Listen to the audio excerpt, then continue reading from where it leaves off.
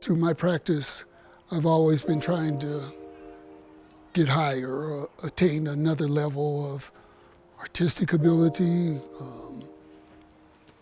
concepts, the way things occur in my life.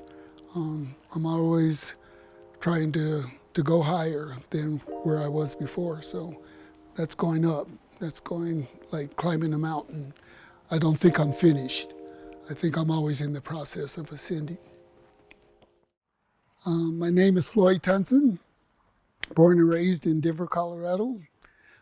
Seventh child of 10. My art practice started when I was probably about 4 or 5, when I was basically sitting on the couch, watching my older brother draw and paint, absorbing what he was doing. Then he gave me a pan of watercolors, and my sister brought reams of typing paper home from work. So that's where I got my first chops. And then later on, I started going to the Denver Public Library and looking for artists and so forth. I saw the only black artists there were Charles White and Jacob Lawrence. I really had an affinity for what Charles White was doing when I was a kid, and my oldest brother who could draw also, who got me really to have an affinity for drawing. And then I started trying to draw. And so one day I got a phone call that there had been a shooting in City Park, and they had shot my brother. And I left here and went up to Denver, and I'm the one that had to go to the hospital and identify his body. But the story was that he was in City Park brandishing a pistol, and someone called the police, and when the police arrived, they shot him like 8 times in his torso. So that's the story that we were told.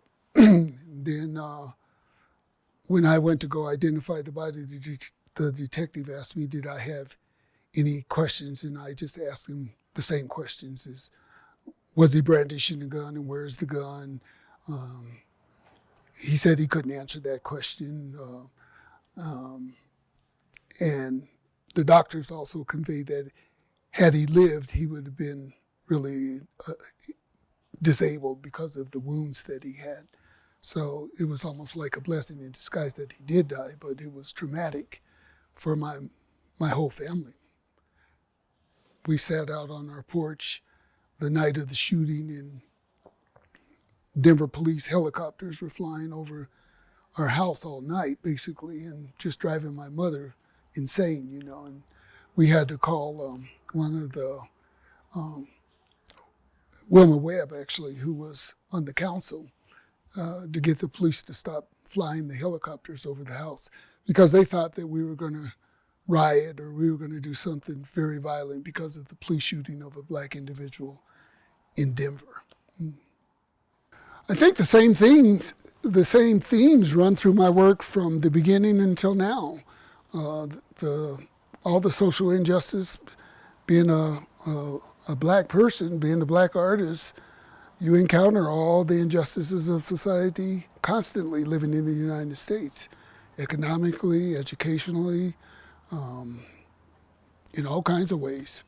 So I think the themes are there and have been there. I think I just have expounded on current ones that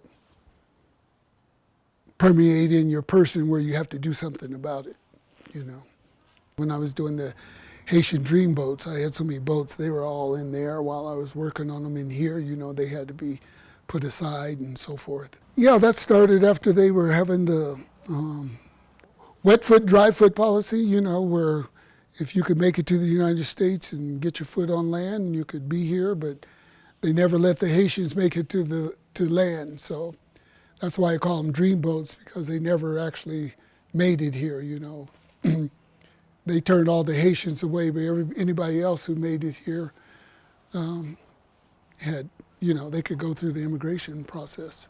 The Delta Queen installation is basically a conglomerate of imagery from us going to Mississippi. Me and my friend David Stevens going to Mississippi in 1976 to do some photography, basically to get myself some subject matter. Because I really hated that, I didn't want to take images from magazines and books and stuff like that. I wanted my own imagery. And I knew that things were a little different down south than they were in Denver, Colorado, but I really didn't have a clue. So we decided we would go and stay with my mother's friend. And from there, that would be our, we would take off from there and go out throughout the Delta and do some photography and capture some of these individuals that we have seen in magazines and stuff, like thinking like, there's some imagery there, there's some people there, there's something to be had in Mississippi, the Mississippi Delta. So after that, we went back in the 90s, 95 and 96, back to Mississippi and got photos then too. And so those photos and the ones from 76, which I call the Delta Queen because Rebecca was from 76. She's the one I call the Delta Queen, but it's a conglomerate of that imagery of the Mississippi Delta that goes into that particular piece with light boxes and found objects and so forth, the mixed media. So that's the Delta Queen. It's a conglomerate of our Mississippi photography and adventures. I don't want to get bored. So I move on while I'm still fresh. If I get bored, then I've been there too long, But I know I'm capable, and that's one thing I got from my brother. My oldest brother, he did architectural renderings. He was a sculptor, basically really large-scale sculpture, painter, could draw. He could do all these things, and so it was in my mind that you are capable of doing more than one thing, Yeah, I can draw. Yeah, I can paint. Yeah, I can sculpt. Yeah, I can do mixed media. I can do some sculpture. I can do all these things. And so with me, the way I do my work is when I get a concept, then I try to figure out what's the best medium that concept is going to work in. If it's going to work better as mixed media, I do a mixed media piece. If it's going to work better as a sculpture, I do a sculpture. If it's going to work better as a painting, it's a painting. If it's going to be abstract or if it's going to be objective or realistic, it varies. It depends on the concept.